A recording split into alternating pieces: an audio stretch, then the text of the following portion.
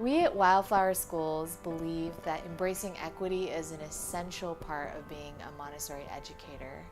We operate under the premise that we live in a racist society, but that teachers can and really have a moral imperative to be powerful levers in dismantling the individual, institutional, and cultural ways that our society routinely creates different outcomes for people of color.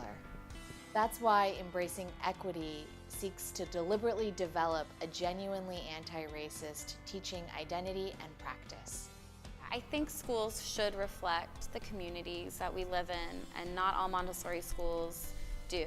When we're in Montessori training, we do talk a lot about how the Montessori philosophy, being a scientific method and observing each child where they are, providing their physical, mental, emotional needs, that it's for every child. So the question for me is, how do we get Montessori out there in the world and really make it available to every child? I learned about Wildflower, and the thing that initially really grabbed me about it is how beautiful it is that you can create a school that not only values what's really unique in every child, but also does that in a way that it invites parents and the neighborhood and the community to kind of join around the children in the community. Child by child is how you get a more equitable future, and Montessori is nothing if not child by child, a family by family approach, and Wildflower just takes that and puts on another layer. I believe that Maria Montessori would want equity in her schools today, and I feel that I learned anything that I know about loving acceptance of differences from my family, but also from my work in Montessori schools. It's amazing to see how the children love learning about other cultures. They just absorb it the way they absorb anything that really gets them, like at the heart. I love how excited they are by differences and intrigued and curious and not afraid.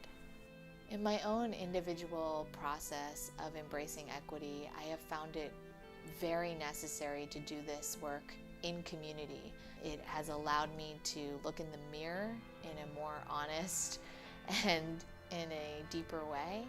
And it's also allowed for this work to be sustainable for me.